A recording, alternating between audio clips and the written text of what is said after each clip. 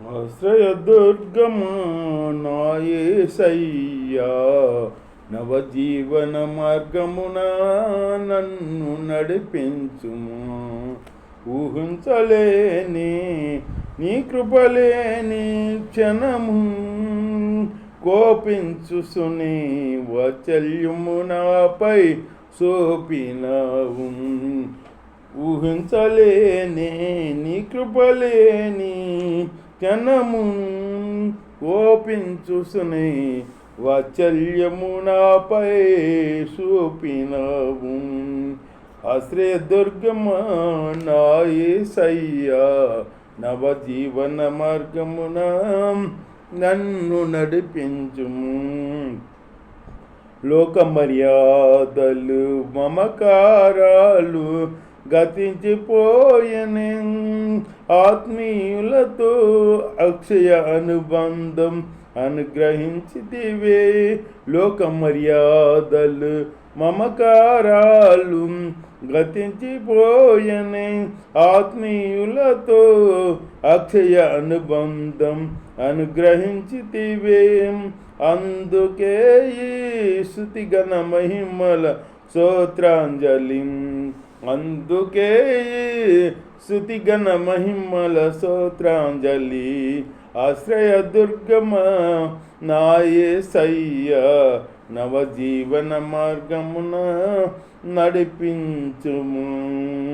నిత్య నివాసివై నీ ముఖము చూసు పరవశించదను. నిత్య నివాసినై నీ ముఖము చూసు పరవశించదని, ఈ నిరీక్షణయే ఉత్తేజము నాలో కలిగించుచున్నది. నిత్య నివాసినై నీ ముఖము చూసు పరవశించదని, ఈ నిరీక్షణయే ఉత్తేజము నాలో కలిగించుచున్నది. స్తుతిగణ మహిమలు నీకే చెల్లును నా యేసయ్యా. హల్లెలూయా హల్లెలూయా హల్లెలూయా. స్తుతిగణ మహిమలు నీకే చెల్లును నా యేసయ్యా. హల్లెలూయా హల్లెలూయా హల్లెలూయా. ఆశ్రయదుర్గమా నా యేసయ్యా, నవజీవన మార్గమున నన్ను నడిపించుము. ఊహించలేని నీ కృపలేని క్షణమును, కోపించుసుని వాత్సల్యము నాపై చూపినావు. ఊహించలేని నీ కృపలేని క్షణమును, కోపించుసుని వాత్సల్యము నాపై చూపినాము. ఆశ్రయదుర్గమా నా యేసయ్యా, నవజీవన మార్గమున నన్ను నడిపించుము. స్తోత్రం. దేవుడు ప్రవక్త అగ్గయ అబ్బక్కు రాసిన గ్రంథంలో ప్రవక్తయగు అబ్బక్కు చేసిన ప్రార్థన చేశాడన్నమాట. వ్యాజ్యములతో పాడదగినది. యెహోవా నిన్ను గూర్చిన వార్త విని నేను భయపడిని. యెహోవాను గూర్చి విని వార్త యెహోవాను గూర్చి విన్న వార్తను గురించి భయపడ్డాడంట అగ్గాయి. భయపడ్డాడంట. అట్టగా యెహోవా అంటే నీకు భయం ఉందా? భయం లేదు. యెహోవా అంటే ఏంటి? ఎంత మహిమ గల దేవుడు, గొప్ప దేవుడు. ఆ దేవుని మాట అంటే భయం లేదు నీకు. ఆయన కార్యాలో ఇక్కడ అబ్బక్సుడు ప్రవక్త అబ్బక్కు భయపడుతున్నాడు అన్నమాట. ఆయన వాక్యుని, ఆయన మాటని భయపడ్డాడంట. యెహోవా నిన్ను గూర్చిన వార్త విని నేను భయపడుతున్నాను.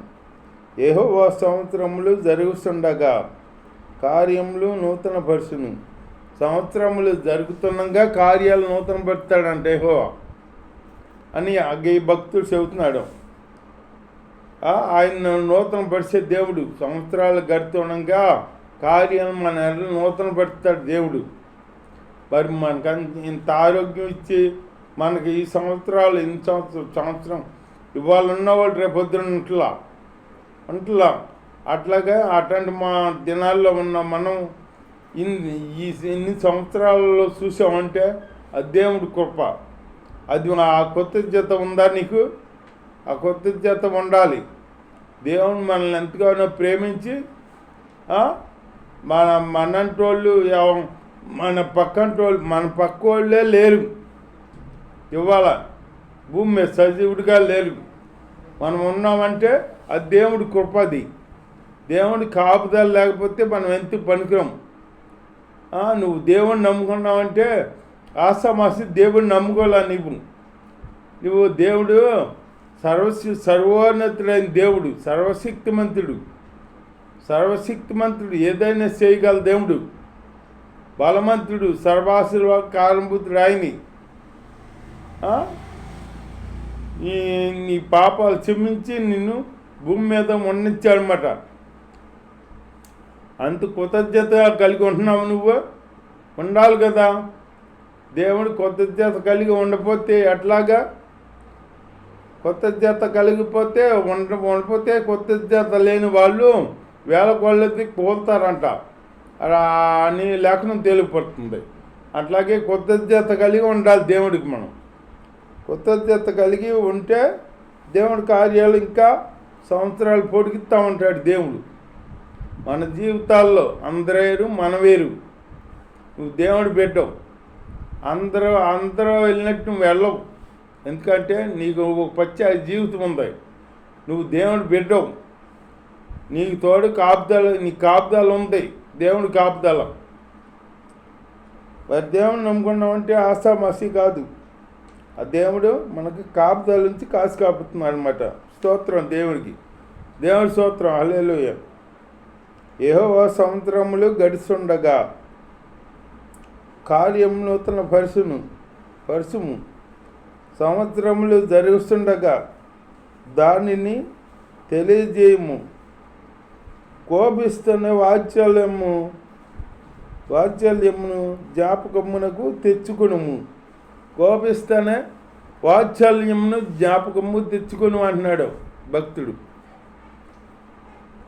కోపిస్తేనే వాత్సల్యం చూపే దేవుడు మన దేవుడు.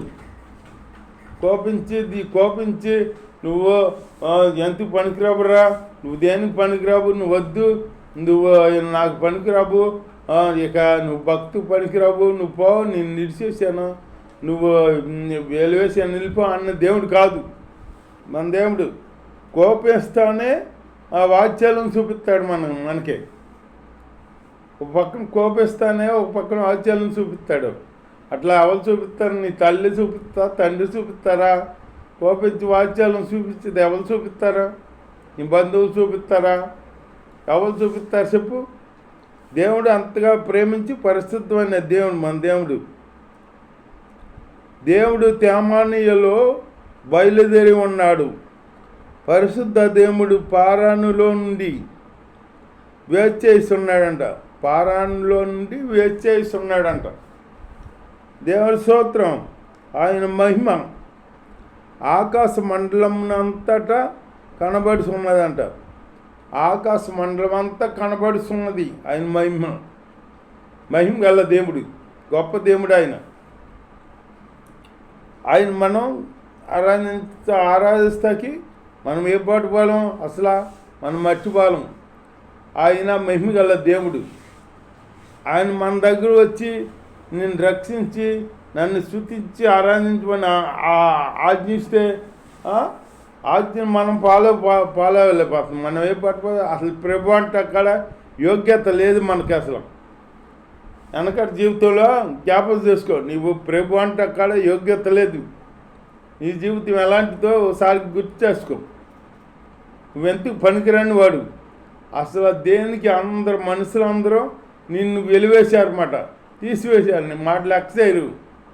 అట్టా నువ్వు పనికిరావని వదిలేస్తే దేవుడు నిన్ను ప్రేమించి నీ చెంతకొచ్చి నిన్ను రక్షించి ఆయన గొప్ప రక్షణ ఇచ్చి నీ బిడ్డగా చేసుకుని, ఆయన బిడ్డగా చేసుకుని కాపాడుతుంటే, ఆయన తోడు కాపుదల నుంచి కాపాడుతుంటే ఆయన్ని ఆరాధించడానికి బతుకం మనకి అంతా ఆరాధించలేకపోతున్నాం బిడ్డ.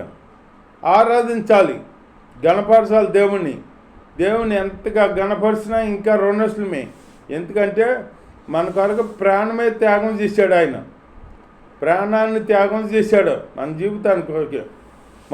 మనకే మన శిక్ష ఆయన భరించారన్నమాట. మన శిక్ష ఆయన భరించి ఆయన ప్రాణ త్యాగం చేశాడనమాట. రక్తం దారులుగా కార్చి మనల్ని కొన్నాడనమాట. ఇల్లు పెట్టి కొన్నాడు నిన్ను. అలాంటి దేవుణ్ణి మనం మర్చిపోతున్నామన్నమాట. మర్చిపోకూడదు దేవుణ్ణి.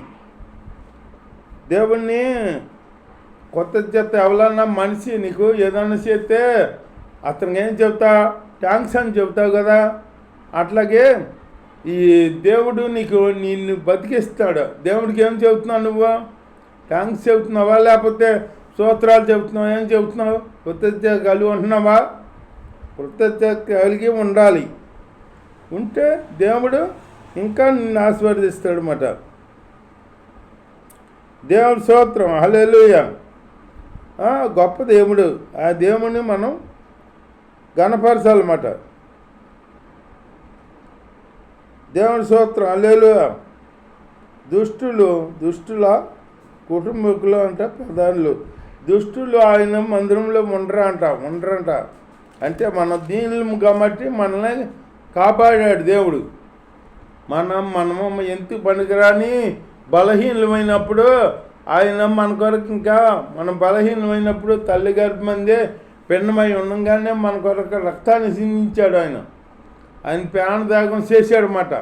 మన శిక్షను ఆయన భరించాడన్నమాట. ఆయన భరించి మనల్ని రక్షించి కాపాడుతున్నాడు. కాపాడుతుంటే మనం దేవుడికి కనీసం కృతజ్ఞత కాడ చెప్పలేని స్థితిలో ఉన్నామన్నమాట. దేవుని కృతజ్ఞత కలిగి ఉండాలి, దేవుని గణపరచాలి. బైబిల్లో ఒక ఆయన ఉన్నాడు, దానియేలు భక్తుడని. ఆయన ముమ్మారు ప్రార్థన చేసేవాడంట దేవుడికి. ఎన్ని పనులున్నా కానీ బానిసత్వంలో ఉన్నాడు. మళ్ళీ ఒక దేశానికి బానిసత్వంగా తీసుకొచ్చారన్నమాట. బానిసగా ఆ పని చేస్తానే టయానికి ముమ్మారు ప్రార్థన చేసేవాడంట. అట్లాగే ముమ్మారు ప్రార్థన చేసేవాడు. మరి బానిసత్వంలో ఉన్నాం కానీ వాళ్ళు ఏమన్నా అంటారేమో అని భయం లేకుండా టయానికి ప్రార్థన చేశాడనమాట. చేశాడంటే దేవుడు అవకాశం ఇచ్చాడు ఆయనకి. దేవుడు ఆయనకి తోడు ఉన్నాడు. ప్రార్థన చేశాడనమాట. అలా ప్రార్థన చేయాలి నువ్వు. రోజుకి మరి ప్రార్థన చేయాలి. రోజు నువ్వు తింటలేవు కదా, తింటం మానేత్తలేదు కదా. అట్లాగే ప్రార్థన ఎట్లా మానుతావు నువ్వు? ప్రార్థన ఇప్పుడు నీ శరీరానికి ఆహారం పెడుతున్నావు, ఆత్మకు ఆహారం పెడుతున్నావా? ఆత్మ ఆహారం అంటే ఇది వాక్యం చదవాలి, వాక్యం చెప్పాలి, దేవుని గణపరచాలి, స్తుతించాలి, దేవుడితో సహజీవనం చేసుకుని ఉండాలి మనం. అట్లాంటి జీవితం దేవుడు మనకి అనుగ్రహించును గాక. ఈ వాక్యం దేవుడు దీవించును గాక. ఆమేన్. తల్ల వంచుకుని ప్రార్థన చేసుకుందాం. స్తోత్రం నైనా పరిశుద్ధ యేసయ్యా నీ స్తోత్రం నాయ. కన్న తండ్రి యేసయ్యా నీ స్తోత్రం నైనా. ఇప్పటివరకు మమ్మల్ని ఎంతగానో ప్రేమించింది దాసు కాపడం దేవా నీ స్తోత్రం. ఎందుకు పనికిరాని మమ్మల్ని అల్పిన అయోగ్యులమైన మమ్మల్ని ఎంతగానో ప్రేమించి నీ గొప్ప రక్షణ మాకు ఇచ్చారు తండ్రి. మీ రక్తాన్ని చిందించి మమ్మల్ని రక్షించారు తండ్రి. మీ స్తోత్రం నాయనా తండ్రి. మీ అమూల్యమైన రక్తం చిందించి మమ్మల్ని రక్షించారు తండ్రి, కాపాడారు తండ్రి. మీ స్తోత్రం. మా శక్తి నుంచి మాకు విడుదల ఇచ్చారు తండ్రి. మీ స్తోత్రం నాయనా తండ్రి. ఎంత గొప్ప దేవుడు, ఎంత మంచి దేవుడు తండ్రి. స్తోత్రం. నీలాంటి దేవుడు ఎక్కడున్నాడు తండ్రి? నాయన నీవే గొప్ప దేవుడు, మంచి దేవుడు తండ్రి. నాయన మార్గం జీవం సత్యం అయి ఉన్న దేవా నీ స్తోత్రం నాయన. నీ బిడ్డలుగా నాయన మమ్మల్ని బలపరిచిన నీ మార్గాన్ని నడిపింపజేసి మీలో మీ బిడ్డగా నాయన వర్ధిల్ల చేసి కాపాడు సహాయం ఇచ్చే నిరంతరం మిమ్మల్ని గణపరుచుకుంటూ మహింపరుచుకుంటూ మీలో ఆత్మీయంగా వర్ధిల్లాలి తండ్రి. అలాంటి జీవితం మాకు అనుగ్రహించి కాపాడు సహాయం చెప్పని ఏసు నామములో అడుగుతాం పరమ తండ్రి. ఆమేన్.